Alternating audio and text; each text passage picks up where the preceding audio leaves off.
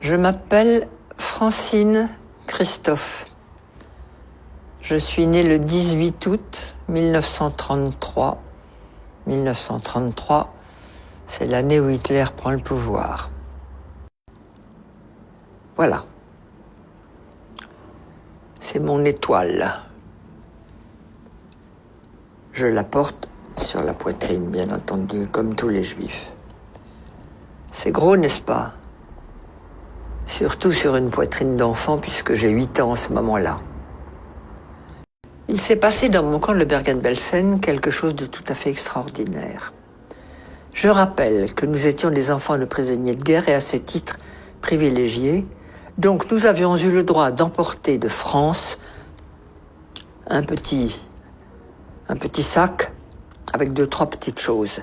Une femme, un petit bout de chocolat, une femme, un petit morceau de sucre, une femme, une petite poignée de riz.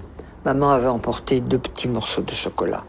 Et elle me disait, on garde ça pour le jour où je te verrai vraiment, complètement par terre, fichu. Je te donnerai ce chocolat, il t'aidera peut-être à remonter.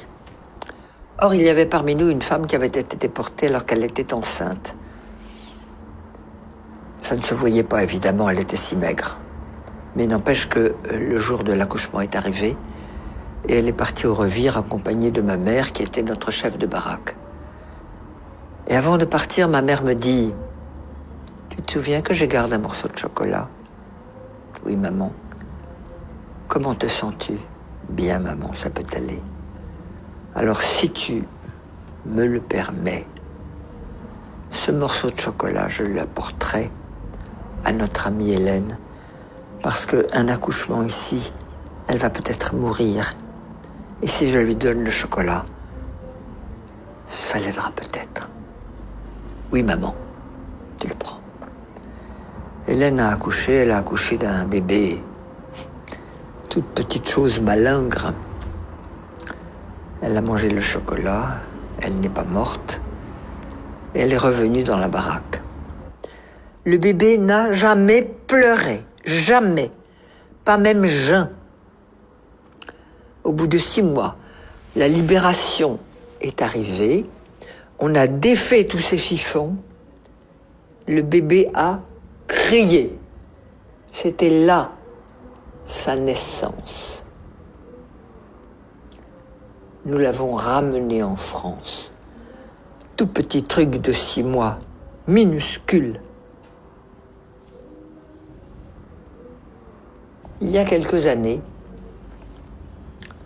ma fille me dit « Maman, si vous aviez eu des psychologues ou des psychiatres à votre retour, ça se serait mieux passé pour vous. » Je dis sûrement, mais il n'y en avait pas.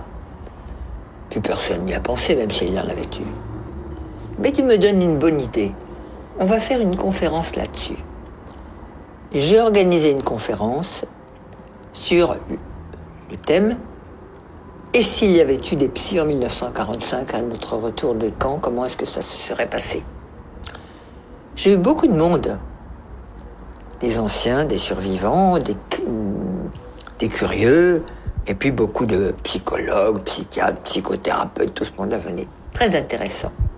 Chacun avait son idée, c'était très bien.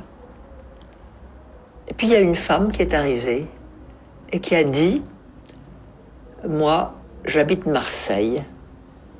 Je suis médecin psychiatre.